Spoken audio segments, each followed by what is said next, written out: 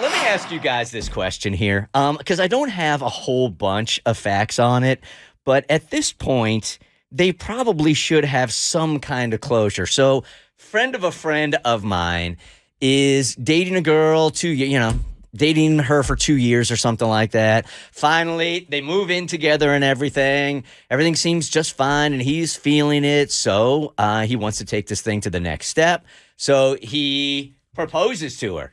I'm not exactly sure the details on the proposal. I don't know if it was romantic. I have no idea. Not consequential. Gets down on one knee, asks her to marry him, and she doesn't say yes, but she doesn't say no. She's like, oh my God, I was not expecting this. Can I please think about it? That was the response to the proposal? Ooh. Because if you're proposing to somebody, I would assume that there had been conversations about future and the L word had been exchanged, that you have this confidence you guys are in the same place and that she wants the same thing as you, which is to be together forever. So I do not know this couple very well. They're acquaintances, but they're more of a friend of a friend. So I don't know the answers to that. But I do know that the result is he gets down on the knee. She says, let me just think about this, which would be so deflating because when you're proposing, I mean, you want the person you're proposing to be equally excited as spending the rest of their life with each other. I would take that as a no. That would mean no to me. It almost felt like a no. Yeah. Right? So he was stunned and he was hurt. And I think he was kind of embarrassed also. But remember, they're living together at this point also. So he respects it, doesn't even really question it. So that was 4 weeks ago.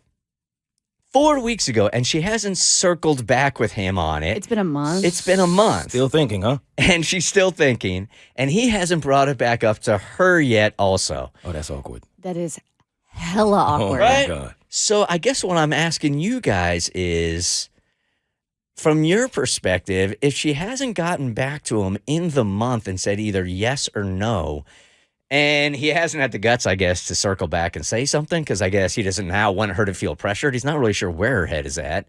What does it say? Like, it's kind of a no, right? What is this, like, statute of limitations there? I think he's well within his right to circle back. It's been a month. Well, see, now I agree. But just the fact that he has to circle back. That's a bad sign. Yeah. That's a very bad sign. That's exactly what I'm thinking. Like, I mean, a month is a good amount of time to think about something, but at the same time, why would you even want to circle back? Maybe that's my pride saying that, but I'm not circling back. If I ask you to marry me and you tell me you have to think about it, you're going to have to approach me now when you've thought about it. Right. I wouldn't ask you twice. Okay, so maybe I wouldn't circle back. I would do this. I would tell her, listen, I understood when I proposed and you said you needed to think about it. And while it did hurt, I respected your wishes, but now it's been a month and you haven't said a word to me, and I'm devastated. And I don't know if I can continue with this relationship. I think that's probably, again, I am not close to this couple, but that's how I would feel. I feel like out of respect, you should have brought this up sooner, because you were the one who said you need to think about it, and I gave you space, and it's been a month, and this conversation has yet to resurface, and I don't think it's fair that you have put me on hold for an entire month. And marriage is obviously not like, what are we eating tonight? This is a really big deal. Right. You know what I mean? So if I'm at that point of... No, that is marriage. That is literally what Bert and I talk about every single night. Every single night. So if I'm at that point where this is such a big deal to me that I want to spend the rest of my life with you, and you are not as excited or matching my energy to the point where it's not a simple, like, right, absolutely yes, I don't think I can recover from that. And I can understand that there are people that they just don't like surprises like that. Like, it's to an extreme. You ever met somebody like this where you need to know what is happening every minute of the day? And if something like kind of jars you off your path, they don't really know how to handle it very well. I do know people like that. So let's just assume she's like that. Just was shocked by the moment, wasn't expecting it, even though they might have talked about it. Wouldn't you, even at that point, if that was the case, come back in like a couple of days and go, wow, I am so sorry. I just choked on that whole thing. I am so excited to be with you.